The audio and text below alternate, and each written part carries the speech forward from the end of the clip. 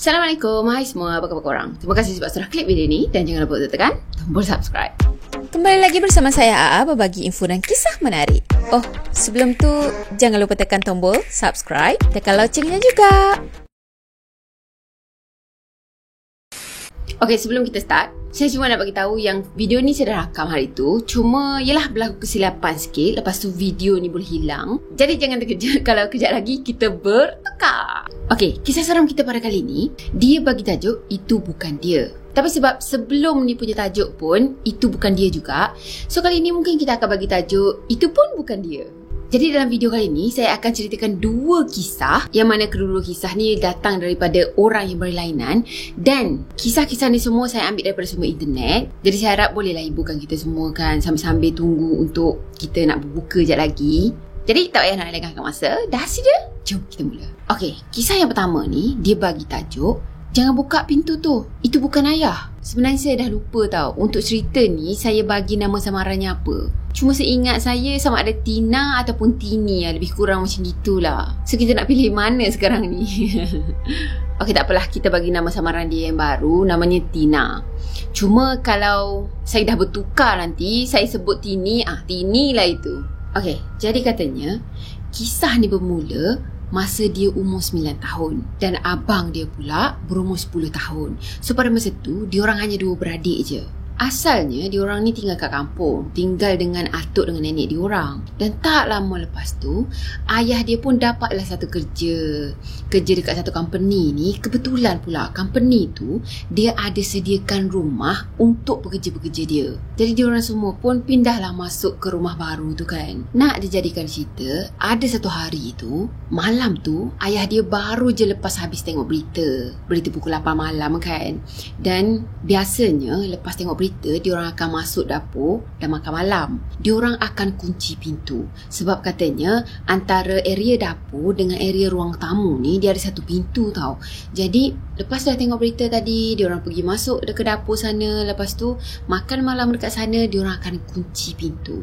Sebab dia cakap yang dia dengan abang dia ni ialah masih kecil masa tu kan. So dia suka kacau mak dengan ayah dia makan. Sebenarnya mungkin bagi dia tu tak mengacau, tapi ialah kan orang tua dia cakap sibuk je lah orang nak makan ni kan, jangan kacau. Macam gitulah kot.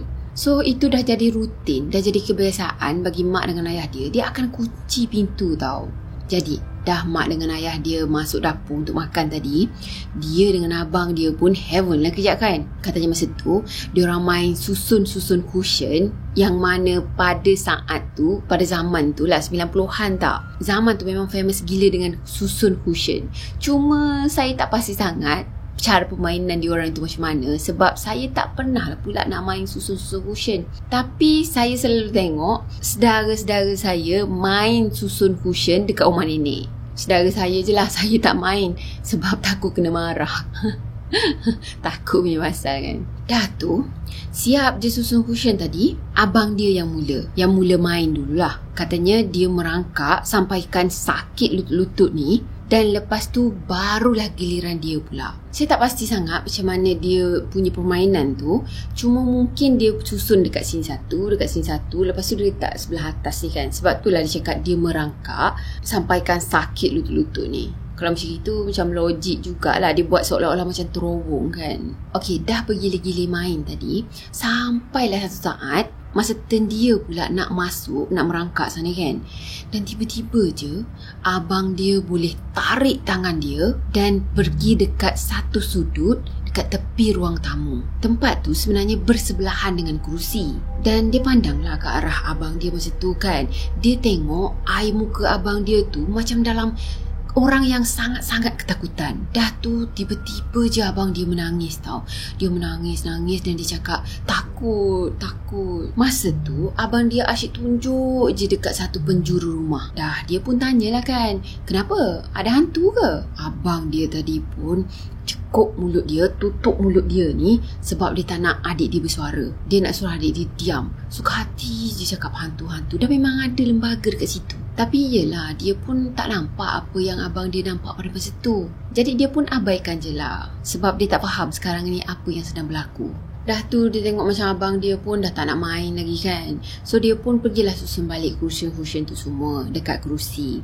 Katanya kalau dia tak simpan siap-siap, nanti mak dengan ayah dia keluar tengok rumah bersepah macam gitu, confirm dia orang kena. Jadi dia pun kemas balik cushion tadi, letak kat kerusi, dan dia pun duduk atas kerusi tu sambil-sambil bersandar macam ni lah. Dah tu masa dia sedap bersandar tadi, tiba-tiba je dia rasa macam seolah-olah ada sesuatu yang tolak dia daripada belakang tau. Sampaikan katanya dia terjatuh ke depan. Time tu dia dah rasa macam macam ada benda yang tak kena kan. Rasalah perasaan seram tu. Dan abang dia sekali lagi pergi tarik tangan adik dia ni supaya adik dia duduk dekat dengan dia. Dia tak nak adik dia duduk jauh-jauh. Mungkin dia nampak benda tu dekat mana kan. Cuma dia tak endahkan abang dia. Dia pergi tolak balik kerusi tu dekat tempat asal dan dia sambung main Lego pula masa tu. Kali ni benda tu boleh tolak dia dengan lebih kuat tau. Sampaikan dia terjatuh daripada kerusi dan kepalanya ni jatuh terhantuk dekat lantai. Boleh tahan sakit jugalah. Cuma nasib baik masa tu lantai rumah dia orang ni diperbuat daripada kayu, bukan simen macam sekarang. Masa tu sebab kepala dia pun dah sakit dah, jadi dia pun hangin lah kan. So dia pun cakap, bodoh lah. Dia marahkan benda tu. Dan selang beberapa minit, dia orang dengar yang kerusi makan daripada arah dapur tu ditarik. Seolah-olah macam mak dengan ayah dia ni dah siap dah makan. So dia pun tengoklah ke arah abang dia kan. Dia nampaklah air muka abang dia ni macam lega macam tu. Dah tu, dia pun pergilah intai daripada bawah pintu. Dia intai ke dalam dapur ni nak tengok mak dengan ayah dia datang ke arah pintu, lepas tu buka pintu macam gitulah kan. Masa dia tengah intai dekat bawah pintu tadi, tiba-tiba je dia terdengar suara ayah dia panggil dia tau.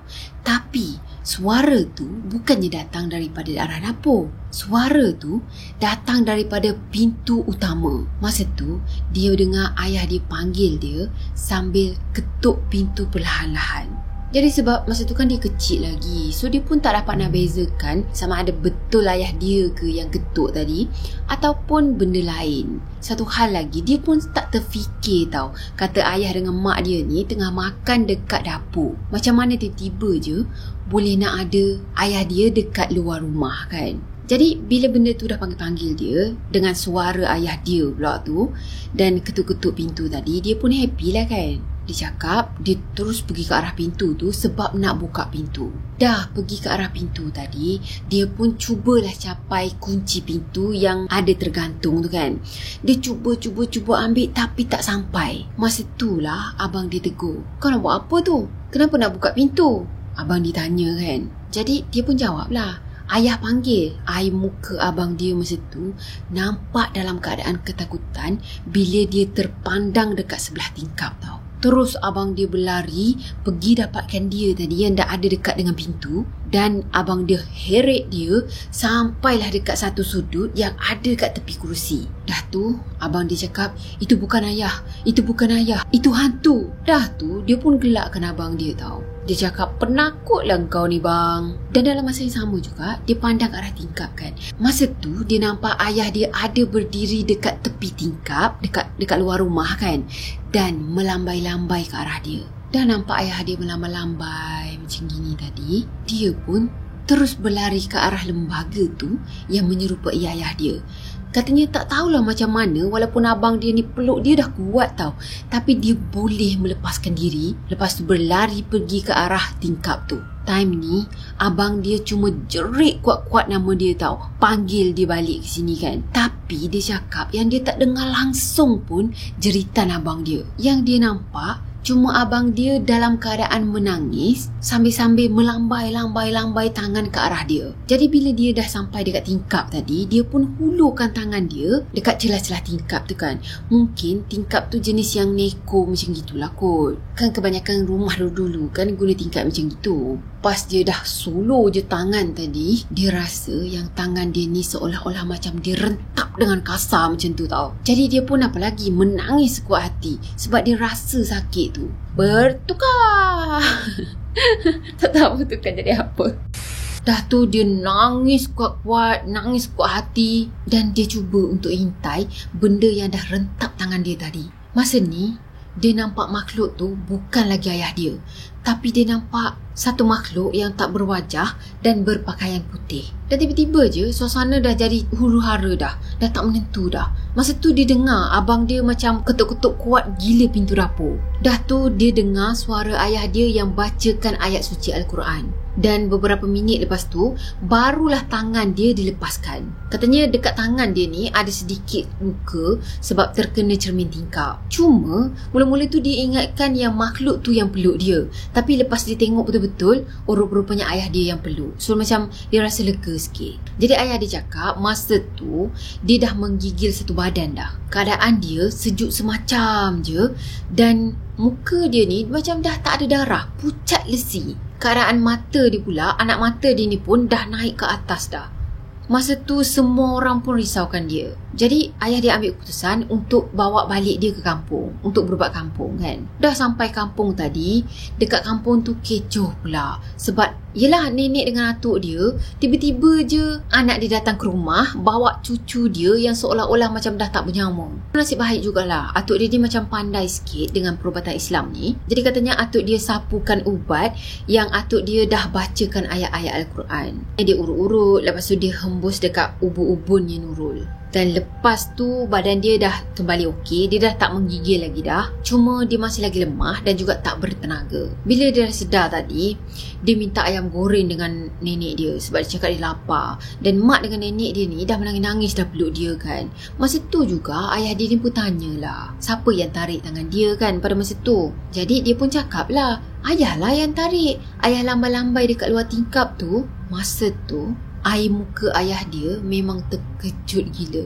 Bukan ayah dia je, tapi mak dia pun sama tau, turut terkejut juga. Yelah, suami dia ada kot dekat dapur tengah makan dengan dia. Tiba-tiba je anak dia cakap yang suami dia ada dekat luar.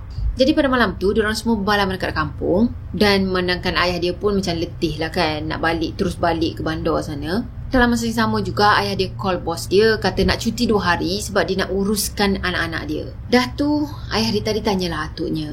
Katanya, benda apa yang dah kacau si Nurul ni? Dan atuk dia cakap, benda tu dia suka budak-budak. Yelah, kalau nampak budak je, dia akan datang untuk berkawan. Jadi lepas 2 hari, ayah dia bercuti dekat kampung, atuk dia ajak ayahnya ni untuk balik ke rumah diorang, balik ke rumah sewa diorang tu. Sebab katanya ada kerja sikit. Jadi diorang semua macam faham dah lah apa yang atuk dia maksudkan dengan kerja tu. Ayah dia pun bawa lah atuknya ni pergi ke rumah tu. Diorang pergi pagar rumah tu semua, bersihkan rumah tu. Dah tu dia azankan dekat setiap sudut rumah. Dan pada malam harinya pula diorang buat kenduri kesyukuran. Ialah sempena dia selamat daripada kejadian tu semua. Dan juga sempena diorang masuk ke rumah baru. Jadi lepas kejadian tu, lepas dia dah pagar rumah, dah bersihkan rumah semua, katanya keadaan dah kembali normal. Dan agak lama juga diorang tinggal dekat situ. Cuma sekarang ni diorang dah pindah lah. Okey, kisah nombor 2 ni pula, benda ni berlaku pada tahun 2006. Kita bagi nama samaran dia sebagai Fika. Jadi Fika ni berumur 14 tahun pada masa tu. Dan katanya masa tu dia dimasukkan ke hospital swasta yang ada dekat utara Semenanjung Malaysia. Dan hospital tu boleh tahan terkenal juga. Dia dimasukkan ke hospital tu sebab dia terkena demam denggi. Hospital tu pula memang tak asing lagi, terkenal sangat dengan kisah-kisah misteri. Lebih-lebih lagi dekat Blok Lama. Okey, masa dia kena tahan dekat hospital tu, boleh pula bilik penuh pada masa tu tau. Dan lepas lama diorang menunggu, katanya lepas asar baru diorang dapat satu bilik ni. Tapi bilik yang diorang dapat ni hujung sekali. Cuma sebab dah tak ada bilik lain kan, dah tak ada pilihan dah, so diorang turutkan je lah. Terpaksalah ambil juga bilik tu. Bila masuk je dalam bilik tu, dia cakap bilik tu macam cantik je dan kemas rapi, macam hotel pun ada. Yelah hospital swasta kan. Katanya orang kalau dah demam, tambah-tambah lagi denggi, memang rasa badan ni lemau je, lemah semacam macam tu. Jadi dia pun tak hiraukan keadaan sekeliling. Dia cuma nak tidur, dia nak rehat. Jadi pada malam tu, semua ahli keluarga dia, termasuklah emak, ayah, abang, kakak, semuanya ada berkumpul dekat dalam bilik. Sebelum dia lelapkan mata tu, dia sempatlah pesan dengan maknya ni. Katanya jangan balik lagi, temankan adik dekat sini. Macam gitu. Dah tu dia pun lelapkan mata kan. Bila dia dah rasa macam lama dah dia tidur, lepas tu tiba-tiba je dia terjaga. Tapi bila dia terjaga, dia rasa macam pelik tau. Tadi bukan bilik lain ke? Dan sekarang ni, tempat yang dia terjaga tu, keadaan biliknya dah lain dah. Sebab kedudukan dan juga jenis perabot yang ada dekat bilik tu memang completely lain. Dalam bilik tu pula cuma ada mak dia je. Ahli keluarga yang lain pula ada dekat luar bilik. Dah tu dia pun tanyalah maknya kan, "Mak, kenapa bilik adik ni lain?" Dah tu maknya pun tanya, "Adik tak ingat apa-apa ke?" Jadi dia pun elengkan kepala lah. Dia memang tak ingat apa-apa pun. Yang dia rasa dia tengah tidur. Dah maknya pun cakap, "Cuba adik tengok baju adik. Ada apa? Ada apa dekat baju ni?" Jadi dia pun terus tunduk tengok ke arah baju dia ni. Dan dia terkejut sangat sebab baju dia penuh dengan darah. Dah tu dia terperasan yang drip air sebenarnya terpasang dekat tangan kiri. Tapi pada masa tu lepas dia bangun, dia perasan drip air tu terpasang dekat tangan kanan. So mak dia pun buka lah cerita. Dia cakap, elok je adik ni pejam mata. Lepas dah minta ahli keluarga semua jangan balik lagi kan. Tunggu dia dulu. Dan tiba-tiba dia mendengus. Baliklah, bising je. Dia marah tau. Pelik kan? Tadi dengan suara yang lemah, dia boleh cakap jangan balik lagi, tunggu adik dulu. Tapi lepas dah terlelap, dia dah bertukar suara. Dia jadi seolah-olah macam orang lain pada masa tu. Cuma pada masa tu, sebab dia orang tengah bersembang semua kan. So dia orang fikir yang Fika ni dia tak suka dengar suara bising-bising. Yelah dia nak rehat macam gitu. Jadi semua orang pun balik. Kecuali mak dia yang nak tunggu dia dekat hospital tu. So lepas je dia orang ni semua balik, tiba-tiba je si Fika ni bangun dan dia duduk dekat atas katil. Katanya masa tu Fika ni pandang je ke arah mak dia dengan pandangan yang tajam. Terus dia melompat ke hujung kaki katil. Tiup drip air tadi yang dia dah cucuk dekat tangan sebelah kiri tu kan, dia jadi tegang tau. Dalam masa yang sama, dia masih lagi tenung je ke arah maknya ni dengan pandangan yang tajam. Seolah-olah macam tengah marah lah kan. Dah tu mak dia cakap, "Ni bukan anak aku ni. Kau bukan anak aku." Mak dia tadi tepuk bahu sebelah kiri dia berkali-kali. Fika ni pula dia tak hiraukan mak dia. Dia terus pergi rentap drip air tadi. Dan masa ni lah darah dekat tangan dia tu keluar. Keluarnya pula bukan sikit tau, tapi macam banyak gila, tak henti-henti. Dalam masa yang sama, dia masih lagi merenung tajam ke arah maknya. Dan lepas tu, dia macam tersenyum tau. Dia senyum lebar sambil-sambil dia pergi jilat darah yang ada dekat lengan dia. Jadi daripada situlah darah tadi habis terkena dekat bahagian baju hospital dia. Masa tu, mak dia dah menjerit-jerit dah. Minta supaya benda tu keluar. Tapi masih tak ada perubahan. Dan maknya ni terus berlari keluar ke kaunter jururawat. Lepas tu bagi tahu misi apa yang dah berlaku dengan anak dia. Yelah dia cakap yang anak dia dah kena kacau dengan benda tu, dengan makhluk. Dan anak dia dah tak sedarkan diri sekarang ni. Tak lama lepas tu datanglah salah seorang misi ni. Dia pergi bawa surah Yasin tau. Dan dia ambil surah Yasin tu, letakkan dekat bantal. Dalam masa yang sama ada seorang lagi misi datang. Lepas tu dia cakap dah ada bilik kosong yang betul-betul ada dekat dengan surau dan juga dekat dengan kaunter. Jadi masa tu juga diorang pindahkan Fika ni ke bilik yang baru. Lepas keadaan dah boleh dikawal sikit, maknya pun call lah ayah dia. Maknya cakap patah balik semula ke hospital sebab ada sesuatu yang dah berlaku dengan Fika sekarang ni. Nasib baiklah juga diorang ni tak jauh sangat lah dengan hospital pada masa tu. Jadi bila Fika dah dipindah ke bilik lain, dia terus tak sedarkan diri. Dan sebab itulah juga dia terpaksa cucuk drip yang baru dekat tangan sebelah kanan. Bila ahli keluarga yang lain sampai, diorang tolong pindahkan semua barang Fika ni. Dan abang dia pula masuk ke dalam bilik lama tu. Dia pergi maki hamun benda tu ataupun makhluk tu sebab pergi kacau Fika, adik dia. Cuma muju jugalah tak jadi apa-apa dengan dia dan juga abang dia pada masa tu. Jadi walaupun dah macam-macam dah berlaku pada dia, dia memang tak ingat apa-apa. Dia cuma rasa seolah-olah macam dia tidur, dia rehatkan diri, tidur. Dan dia tersedar tu dah ada dekat dalam bilik lain. Jadi itulah pertama kalinya dia dirasuk. Dan dia berharap jugalah yang itu adalah kali terakhir dia dirasuk. The end. Okay, saya rasa sampai di sini dulu untuk video kali ini. Dan selamat berbuka untuk korang semua. Saya harap korang sukakan video ni. Jangan lupa tekan tombol like, comment, share dan juga subscribe. Jumpa lagi next video. Bye-bye. Assalamualaikum warahmatullahi wabarakatuh. Bye-bye. Selamat berbuka.